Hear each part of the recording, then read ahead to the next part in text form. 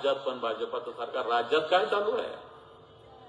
राज्यात कायदा सुव्यवस्था शिल्लक नाही. या बजाजनगरमध्ये महिन्याला एक मुर्दा पडतोय, एक खून रस्त्यावर पडतो. पोलीस काय करते? हप्ते करण्यात गुंग आहे, हप्ते घेण्यात गुंग आहे पोलीस. दर महिन्याला एक खून पडतो इथं.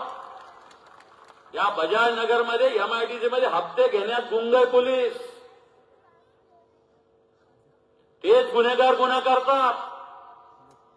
पोलीस स्टेशन गुन्हेगारांचा अड्डा बनलेला आहे, दलालाचा अड्डा बनलेला आहे. तिथे जाऊन बघा पोलीस स्टेशनला. सत्ताधारीच्या पक्षाचे बगलबच्चे लोक नुसती दलाली करायला बसलेले या पोलीस स्टेशनमध्ये. या बजाजनगरमध्ये एन्काउंटर झालेला आहे, लक्षात ठेवा. मोठ्या घरावर दरोडा टाकला गेला. या वडगावमध्ये किती खून पडतात, किती दारूचे अड्डे चालू आहे, मटक्याचे जुगाराचे अड्डे जाऊन बघा. किती अंमली पदार्थ चालू आहे, ड्रग्ज किती विक्री चालू आहे या बजाजनगरमध्ये, त्या वडगावमध्ये, त्या गट नंबरमध्ये जाऊन बघा. गल्ल्या गल्ल्यात मटक्याचे अड्डे, गल्ल्या गल्ल्यामध्ये दारूचे अड्डे.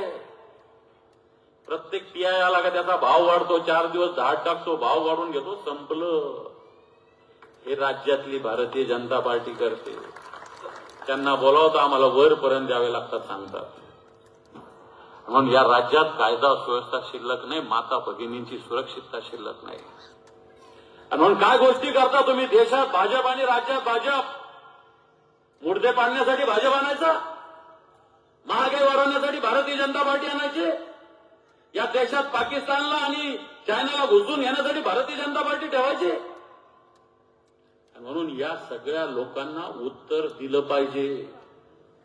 आज ही निवडणूक भले आपल्या जिल्हा परिषदेची असेल, पंचायत समितीची असेल, समोरचे लोक जर देशाचं आणि राज्याचं बोलत असेल तर या राज्यावर आज 9,70,000 कोटीचं कर्ज आहे. प्रत्येक माणूस, मुलगा जन्मला, लहान बाळ जन्मला का त्याच्या डोक्यावर 67,000 रुपयाचं कर्ज आहे या महाराष्ट्रात. 67,000 रुपयाचं कर्ज प्रत्येक व्यक्तीच्या डोक्यावर आहे. आपल्याला माहिती नाहीये. आणि म्हणून तुमचं सरकार आहे ना, त्या राज्याच्या डोक्यावर 9.5 लाख कोटीचं कर्ज भारतीय जनता पार्टीने निर्माण केलेलं आहे. आणि बाकी मग शिंदे गट तर नुसते जी जी म्हणायला आहे, बाकी काय यांना थोडं बहुत खायला भेटलं तरी झालं का? पण भारतीय जनता पार्टी देश लुटते आत्ताच्या घडीला. आणि म्हणून